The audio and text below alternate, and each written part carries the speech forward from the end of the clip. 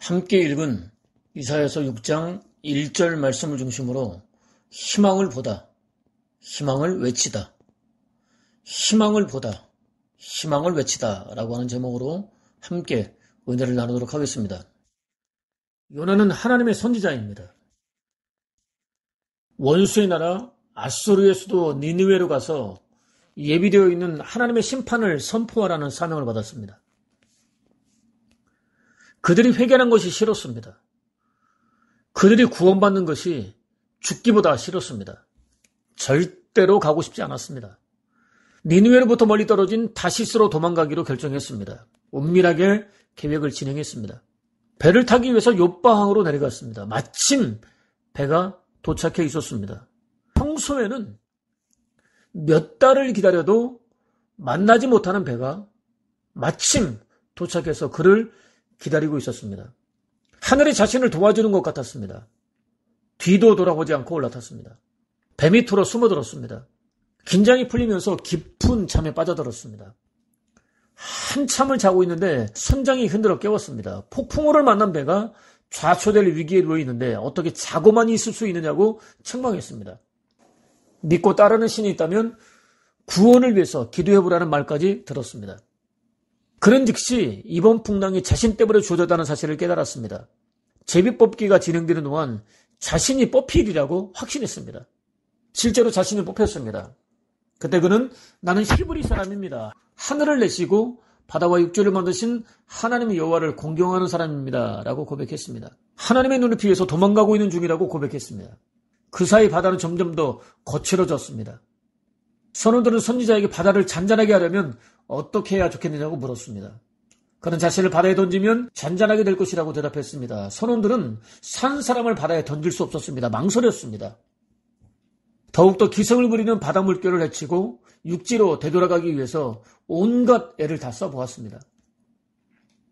아무리 몸부림쳐도 허사였습니다. 결국 하나님을 향해서 자신들에게는 살인죄를 뒤집어 씌우지 말아달라고 외친 다음 선지자를 바다에 던졌습니다. 동시에 선지자를 삼킨 바다는 언제 그랬었냐는 듯 잠잠해졌습니다. 놀라운 일이 벌어졌습니다. 물고기가 선지자를 삼켜버렸습니다. 선지자는 이때의 상황을 내가 받는 고난으로 말미암아 여호와께 불러 아뢰었더니 주께서 내게 대답하셨습니다. 내가 수월의 뱃속에서 부르짖었더니 주께서 내 음성을 들으셨습니다. 라고 고백했습니다. 수월의 뱃속을 직역하면 무덤의 깊은 곳입니다. 선지자가 죽은 것이나 다름없게 되었다는 의미입니다. 선지자는 자신의 힘으로는 도저히 빠져나올 수 없는 절망 속에 던져졌습니다. 시인의 고백에 따르면 사망의 음침한 골짜기에 던져졌습니다. 희망은 눈을 씻고도 찾을 수 없었습니다. 끝이었습니다. 인간적으로 볼 때는 그랬습니다. 하나님의 편에서는 전혀 달랐습니다. 그를 만들어 가시는 하나의 과정에 불과했습니다. 실제로 하나님께서는 이 과정을 통해서 그가 당신께 불순종하고 있었던 자신을 돌아보게 만들어 주셨습니다. 회개하게 만들어 주셨습니다. 원래의 자리로 돌아가게 만들어 주셨습니다. 죽음 직전에 놓여 있었던 12만 명의 영혼들을 구원으로 인도하는 사명을 감당할 수 있도록 만들어 주셨습니다. 이렇게 하나님께서 선지자를 삼키게 만들었었던 수월의 뱃속은 버림이 아니었습니다. 유기도 아니었습니다. 저주는 더더욱 아니었습니다. 오히려 선지자의 타락과 변질을 막고 한 단계 더 성장할 수 있도록 만들어주는 하나님의 은혜였습니다. 하나님의 축복이었습니다. 오늘 저와 여러분은 이 은혜와 축복을 누리고 있습니다. 세상 사람들이 절대 절망이라고 외치면서 삶을 포기하는 힘겨운 상황 속에서도 얼마든지 변하지 않는 희망을 노래할 수 있습니다. 하나님을 찬양할 수 있습니다. 그렇다면 오늘 저와 여러분은 과연 어떻습니까? 어떤 상황 속에 놓여 있습니까? 비록 한 치 앞도 내다볼 수 없는 칠흑같이 어두운 상황 속에 놓여 있기는 하지만 하나님을 의지하여 희망을 노래할 수 있겠습니까? 절대 절망 같은 상황을 통해서도 희망을 창조하시는 하나님을 찬양할 수 있겠습니까? 본문은 우시야 왕이 죽던 해라고 시작됩니다. 솔로몬은 무려 1000명이나 되는 본처와 첩을 두었습니다. 700명의 본처와 300명의 첩을 두었습니다. 하나같이 정략 결혼이었습니다. 이방 여인과 통혼하지 말라는 하나님의 금령을 다른 사람도 아닌 왕이 앞장서서 거역했습니다. 말년에는 그녀들의 미혹을 받았습니다. 하나님께서 가증스럽게 여기시는 우상 숭배에 빠졌습니다. 우상, 아니 헤아릴 수 없이 많은 우상들을 위하여 산당들을 지었습니다. 얼마나 많은 산당을 지었는지 골목마다 거리마다 골짜기마다 넘쳤습니다. 그는 하나님의 거듭된 경고에도 불구하고 돌아서지 않았습니다. 그에게 맡기셨던 왕국을 빼앗아서 다른 사람에게 주겠다고 경고하셨을 때에도 마찬가지였습니다. 이렇게 한번 우상 숭배에 빠지면 발을 들여놓게 되면 결코 쉽게 빠져나올 수 없습니다. 다른 사람도 아니고 누구보다 지혜로웠던 솔로몬이 이 정도였다고 한다면 보통 사람은 두말하면 잔소리입니다. 하나님께서는 경고하셨던 내용을 구체적으로 진행하셨습니다. 왕국을 둘로 찢으셨습니다. 다윗이 천신만고 끝에 겨우 하나로 만들었던 왕국을 둘로 찢으셨습니다. 다윗을 영원히 세우시겠다는 언약을 지키시기 위해서였습니다. 하나는 반역에 실패한 후 이집트로 도망가 있었던 여로보암에게 맡기셨습니다. 북왕국 이스라엘입니다. 19명의 왕들이 약 200년 동안 다스렸습니다. 한편 성민 이스라엘은 하나님을 예비하는 공동체였습니다. 성전은 예루살렘에 있었습니다. 북왕국 이스라엘 백성들은 왕국이 둘로 찢어진 상황에서도 매년 율법으로 정해놓은 절기가 돌아오면 예루살렘 성전을 순례했습니다. 제사를 드렸습니다. 여로보암은 그들을 남왕국 유다에 빼앗길 수도 있겠다고 판단했습니다. 상당히 큰 부담으로 다가왔습니다. 심사숙고했습니다. 베델과 단 지역에 산당을 세웠습니다. 금송아지 우상을 만들었습니다. 백성들로 하여금 하나님이라며 섬기라고 하였습니다. 그의 뼛속까지 새겨져 있었던 타락한 본성을 여지없이 드러냈습니다. 더 이상 예루살렘을 방문하지 못하도록 국경까지 차단해버렸습니다. 이렇게 북왕국 이스라엘의 첫 번째 왕으로부터 멸망하는 길을 걷기 시작했습니다. 이후 등장하는 거의 대부분의 왕들 역시 마찬가지였습니다. 그들이 다스린 기간은 지극히 짧았습니다. 성경에 거의 기록되어 있지도 않습니다. 여로보암과 아합 정도 외에 성경에는 거의 기록되어 있지도 않습니다. 거기다가 그들이 다스리는 짧은 기간 동안 암투와 반란이 끊이지 않았습니다. 피밀인내가 진동했습니다. 결국 아수르에 의해서 완전히 멸망하고 말았습니다. 하나님을 떠난 공동체는 언젠가 반드시 멸망하게 되어 있다고 하는 것이죠. 절대 절망 속에 버려질 수밖에 없다고 하는 것이죠. 다른 하나는 솔로몬의 아들 르호보암에게 맡기셨습니다. 남왕국 유다입니다. 20명의 왕들이 약 350년 동안 다스렸습니다. 왕들은 처음에는 하나님을 잘 섬겼습니다. 나중에는 하나같이 하나님을 떠났습니다. 그것이 남왕국 유다를 다스리는 왕들에게서 확인할 수 있는 두드러진 특징이었습니다. 다윗과 솔로몬도 예외가 아니었습니다. 실제로 제3대 왕은 아사였습니다. 그는 기도하는 사람이었습니다. 구수의 100만 대군이 쳐들어왔을 때 즉시 하나님 앞에 무릎을 꿇었습니다. 간절히 기도했습니다. 도우심을 구했습니다. 하나님의 도와주심을 힘입어서 막강한 적을 무찌를 수 있었습니다. 시간이 흘러 북왕국 이스라엘이 쳐들어왔을 때는 완전히 달라졌습니다. 하나님을 잊었습니다. 아람을 의지했습니다. 자신을 꾸짖는 선지자를 학대했습니다. 옥에 집어 넣어버렸습니다. 병을 얻어서 갑자기 횡사했습니다.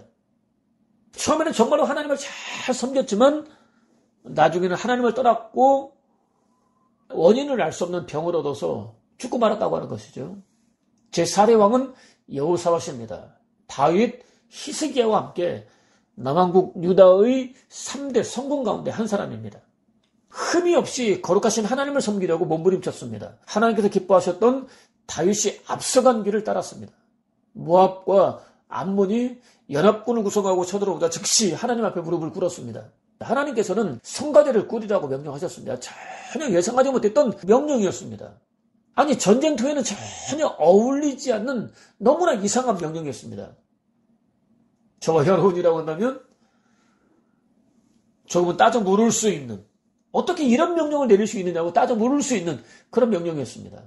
그럼에도 불구하고 그는 조금도 주저하거나 망설이지 않았습니다. 즉시 순종했습니다. 놀랍게도 찬양이 시작되자 하나님께서 적군들을 교란시키셨습니다. 서로 치고받으며 죽이게 하셨습니다.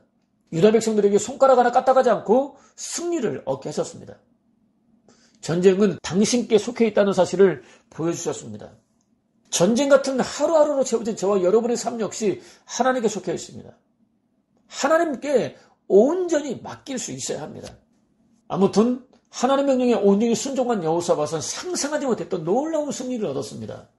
아쉽게도 그는 하나님을 떠나 우상 숭배에 빠져 있었던 북왕국 이스라엘을 아꼈습니다. 통일왕국의 영광을 회복해야 한다는 꿈을 포기하지 않았습니다. 목숨을 걸고 하나님 말씀을 증거했던 선지자 엘리야와 엘리사를 죽이려고 혈안이 되어 있었던 아합과 정치적인 동맹을 맺었습니다. 그의 아들들과도 마찬가지였습니다.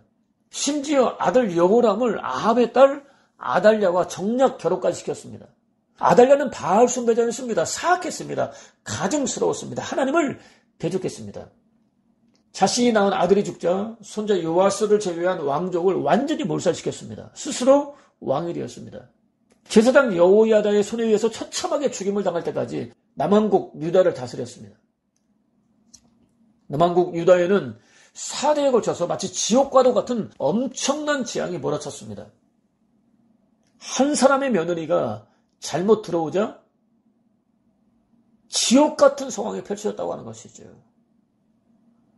하나님을 섬기는 사람들에게는 분별력이 있어야 합니다. 아무리 선하고 아름다운 뜻이라 할지라도 믿지 않는 자들과는 멍에를 함께 매지 말라는 하나님의 명령을 기억해야 하고 순종해야 하는 것입니다. 여호사밧은 성군 중 한 사람이었음에도 불구하고 우상 숭배자들과 함께 어울림으로 말미암아 엄청난 재앙을 초래하고 말았다고 하는 것이죠. 본문에 소개되어 있는 우시야는 제10대 왕입니다. 통치촉이 그는 선지자 스가랴의 영향을 받았습니다. 여호와께 충실했습니다. 여호와께서 보시기에 선하고 옳은 일을 행했습니다. 블레셋과 모압을 정복했습니다. 암몬에게는 공물을 받았습니다. 국가를 강력하게 제거했습니다. 군대를 재조직하고 재정비했습니다. 활기차고 유능한 통치자로서 이집트 변방까지 이름을 떨쳤습니다. 남왕국 유다의 왕들 가운데서 가장 오랫동안 50년 동안 나라를 다스렸습니다. 형통케 하시는 하나님의 축복을 누렸습니다. 그랬었던 그가 하루아침에 교만에 완전히 사로잡혔습니다. 자신의 힘으로는 빠져나올 수 없는 교만에 사로잡혔습니다. 하나님께 직접 향을 올리겠다며 나섰습니다. 대제사장이 180명의 동료들과 함께 분향은 제사장에게 주어진 고유 고난이라며 말렸지만 들으려고 하지 않았습니다. 동시에 큰 지진이 땅을 흔들었습니다. 조금 전까지만 해도 튼튼했던 성전에 균열이 생겼습니다. 갈라진 틈으로 들어온 태양빛이 그의 얼굴을 비추었습니다. 순식간에 이마에 문둥병이 발현했습니다. 즉시 성전에서 쫓겨났습니다. 죽을 때까지 별궁에 살도록 격리되었습니다. 간과하지 말아야 할 사실이 있습니다. 외적으로 볼 때 남왕국 유다는 그의 통치와 함께 전성기 때의 국력을 회복할 수 있었습니다. 백성들은 태평성대를 누렸습니다. 부족함이 전혀 없어 보였습니다. 내적 곧 영적으로는 달랐습니다. 부패의 골이 깊었습니다. 정기적으로 드려지고 있었던 제사는 더할 나위 없이 웅장하고 화려하고 풍성했지만 성민 이스라엘의 마음은 하나님으로부터 멀어져 있었습니다. 정작 중요한 성민 이스라엘의 마음은 하나님으로부터 멀어져 있었습니다. 하나님에 대한 뜨거운 열정을 찾아보기 어려웠습니다. 번영과 함께 사치와 향락의 풍조가 급속도로 번지고 있었습니다. 하나님과의 관계에 있어서 돌이키기 어려운 중대한 변화가 일어나고 있었습니다. 그의 통치 초기에는 전혀 찾아볼 수 없었던 모습이 전국적으로 나타나고 있었습니다. 이런 와중에 강력한 통치 능력을 행사하고 있었던 왕이 갑자기 문둥병에 걸렸습니다. 이선으로 물러나 있었습니다. 거기다 아수르가 신흥 강국으로 역사의 전면에 떠오르고 있었습니다. 강력한 정복 정책을 펼쳤습니다. 이미 북이스라엘을 정복했고 남유다에도 압박을 가하고 있었습니다. 근동지방은 한치 앞도 내다볼 수 없는 초긴장에 휩싸였습니다. 선지자는 나라와 민족의 위기를 직감했습니다. 즉시 성전 곧 하나님을 찾았습니다. 오늘 저와 여러분이 처해 있는 현실과 조금도 다르지 않습니다. 교회는 웅장합니다. 화려합니다. 첨탑은 하늘을 찌릅니다. 넓은 주차장에는 최고급 자동차들이 빈틈없이 빼곡히 채워져 있습니다. 셀 수 없을 정도로 많은 예배가 정기적으로 드려지고 있습니다. 겉으로 보기에는 더할 나위 없이 좋아 보입니다. 과연 속도 그럴까요? 전혀 그렇지 않습니다. 강도의 구렬이 된 지 이미 오래입니다. 강도는 주인이 아닙니다. 주인이 아닌데도 불구하고 주인을 쫓아내고 주인 노릇을 하고 있으면 강도입니다. 그렇다면 강도는 누구일까요? 예수 그리스도께서 활동하던 당시 성민 이스라엘은 로마가 강도라고 생각했습니다. 정치적으로, 경제적으로, 사회적으로, 종교적으로 압박하고 있었던 로마가 강도라고 생각했습니다. 누리고 있었던 권력을 유지하기 위해서 로마에 빌붙어 있는 정치 지도자들이라고 생각했습니다. 주님을 지은거리에서 따르고 있었던 제자들 생각도 다르지 않았습니다. 그러나 예수 그리스도께서 말씀하신 강도는 그들이 아니었습니다. 성전 안에 있었습니다. 바리새인들이었습니다. 사두개인들이었습니다. 제사장들이었습니다. 성전 관리들이었습니다. 하나님의 집을 마치 자신의 집인 것처럼 독차지하고 있었던, 마치 하나님이라도 된 것처럼 군림하고 있었던 타락한 종교 지도자들이었습니다. 그들과 야합하여 어마어마한 이익을 챙기고 있었던 장사치들이었습니다. 그들은 하나님께 제사를 드리기 위해서 먼 길을 마다하지 않고 달려온 백성들을, 선한 백성들을 기만했습니다.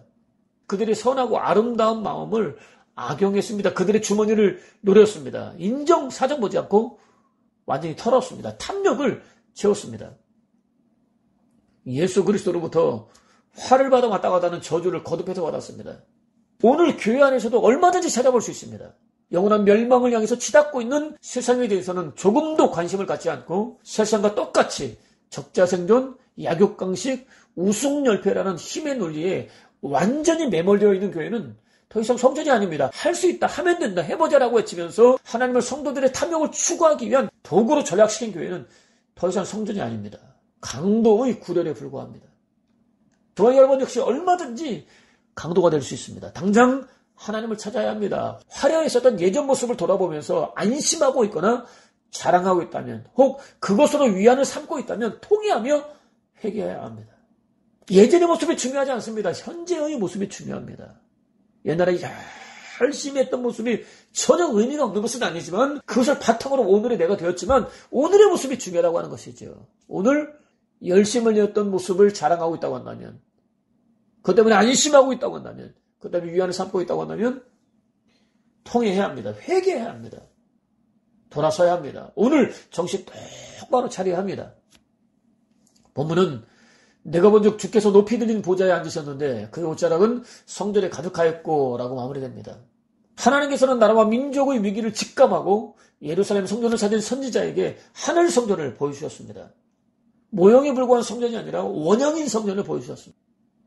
하늘 성전에는 여호와 하나님께서 높은 보좌에 왕으로 앉아 계셨습니다. 충만한 영광을 나타내고 계셨습니다. 옷자락은 성전 안을 가득 채울 수 있을 만큼 방대했습니다. 곧 하나님의 위엄은 가늠할 수 없었습니다. 땅의 왕들은 감히 흉내조차 낼 수 없었습니다. 허물거저로 죽은 인간이 감당하기에는 너무나 크고 비밀한 위엄이었습니다. 위엄의 실체를 그대로 드러낼 수 없었습니다. 긴 옷자락으로 감추어 놓아야만 했습니다. 감추어 놓는다 할지라도 누구도 감히 하나님 앞에 설 수 없었습니다. 한편 하나님의 통치는 땅의 왕들이 뒤편으로 물러나도, 아니 죽어도 중단되지 않습니다. 한순간도 쉬지 않습니다. 영원 무공토록 이어집니다. 선지자는 환상을 통해서 바로 이 하나님을 경험했습니다. 영원한 희망, 유일한 희망을 볼 수 있었습니다. 타락한 세상을 살아낼 힘과 능력을 공급받을 수 있었습니다. 맡겨진 사명을 감당하기 위해서 자신의 전부를 내놓을 수 있었습니다. 무엇과도 바꿀 수 없는 목숨까지도 내려놓을 수 있었습니다. 하나님께서 어떤 명령을 내리시든 온전히 순종할 수 있었습니다. 옷을 입으라면 입고 벗으라면 벗고 순종할 수 있었습니다. 절대 절망이 나라와 민족을 완전히 휘어잡고 있는 상황에서도 하나님만 유일한 희망이라고 외칠 수 있었습니다. 주어진 사명을 온전히 감당할 수 있었습니다. 그렇습니다. 세상 어떤 존재도 잠시 잠깐은 몰라도 영원히 의지할 대상이 될 수는 없습니다. 기대와 희망을 품을 수 있는 대상이 될 수는 없습니다. 당장 아무리 탁월한 능력을 발휘하고 있다 할지라도 마찬가지입니다. 언제 어떤 상황에서 무너지게 될지는 누구도 모릅니다. 기억하십시오. 세상 모든 권세와 영광과 나라는 사라집니다. 반면 하나님의 영광과 통치는 영원합니다. 선지자는 이 땅에는 기막힌 일, 놀라 기절할 일들 뿐이다. 선지자들은 나의 말인 양 거짓말을 예언한다. 제사장들은 제멋대로 가르치고 있다. 내 백성은 그것이 좋다고 한다. 그러다 세상이 끝나는 날이 오면 어떻게 하려느냐라고 절규했습니다. 성민 이스라엘은 귀에는 달콤하지만 실제로는 거짓에 불과한 예언을 짓거리는 선지자들을 좋아했습니다. 하나님 말씀을 자신이 좋아하는 대로 왜곡해서 가르치는 제사장들을 좋아했습니다. 자신들의 가려운 것만 시원하게 긁어주는 그들의 배를 채워졌습니다. 하나님은 외면한 채 서로 공생했습니다. 설마 하나님의 백성이라는 사람들이 그럴 리가 있었겠느냐고요? 저도 아니었다면 정말로 좋겠습니다. 그렇지만 그들은 실제로 그랬습니다. 하나님을 모르는 이방인들과 조금도 다르지 않았습니다. 하나님은 아랑곳하지 않았습니다. 자신의 만족만을 위해서 존재했습니다. 다른 선지자는 이스라엘은 무성한 포도동물, 열매를 많이 맺기는 했으나 열매가 많을수록 재단만 늘어갔다. 나라가 번영할수록 석상만 화려해졌다. 변덕이 죽을 듯 하더니 이제 그 죄를 받게 되었다. 하나님께서는 그 재단을 허시고 석상들을 부수시리다. 우리는 여호와 두려운 줄도 모르다가 임금도 못 모시게 되었다 하며 한탄할 날이 곧 오리라. 그러나 그 임금이 무슨 소용이랴 라고 절규했습니다. 성민 이스라엘은 풍족하게 되면 될수록 하나님을 떠났습니다. 우상숭배 더 깊이 빠져들었습니다. 하루가 다르게 재단 숫자만 늘렸습니다. 오늘 우리 교회에서 얼마든지 찾아볼 수 있습니다. 교회 선정하면 동시에 지성전도 늘어납니다. 교회는 지역 교회여야 합니다. 지역을 섬기는 교회여야 합니다. 그럼에도 불구하고 아랑곳하지 않습니다. 내 교회의 숫자만 늘리면 된다는 심산입니다. 놀라운 것은 하루가 다르게 늘어난 재단에 가증한 우상을 세워놓았습니다. 우상을 아름답게 장식했습니다. 하나님의 심판을 자초했습니다. 실제로 하나님께서는 너희가 온갖 악한 우상과 역겨운 짓으로 내 성소를 더럽혔으므로 내가 더 이상 너희에게 자비를 베풀지 않을 것이다. 불쌍히 여기지도 남겨두지도 않을 것이다. 너희 가운데 3분 1은 전염병이 걸려 죽거나 성 안에서 굶어 죽을 것이며 3분 1은 성 밖에서 칼로 인해 죽을 것이다. 나머지 3분 1은 내가 칼을 들고 뒤쫓아가서는 사박으로 흩어버리겠다라고 선포하셨습니다. 당신을 걸고 당신의 이름을 걸고 명시하셨습니다. BC 586년 1.1획도 틀림없이 그대로 이루어졌습니다. 하나님의 공의가 그대로 드러났습니다. 하나님을 외면하고 떠난 백성들에게는 두렵고 떨리는 일입니다. 반면 힘겨운 상황에서도 끝까지 하나님 한 번만 붙잡고 있었던 믿음의 사람들에게는 너무나 고맙고 감사한 일입니다. 거세게 흐르는 타락의 물결 속에서도 끝까지 믿음을 지킬 수 있는 힘과 능력을 공급받을 수 있습니다. 저와 여러분이 세상이 끝나는 날까지 의지할 분이 하나님 한 번밖에 없다는 사실을 확인할 수 있습니다. 기억하십시오. 거룩함을 수와 크기로 대체한 교회는 더 이상 성전이 아닙니다. 강도의 구절에 불과합니다. 기억하십시오. 그의 지적대로 모든 사람들이 발을 맞추어 행진하는 대회에서 벗어나 딴 길로 가는 사람이 있다고 한다면 그는 다른 고수의 북소리를 듣고 있기 때문입니다.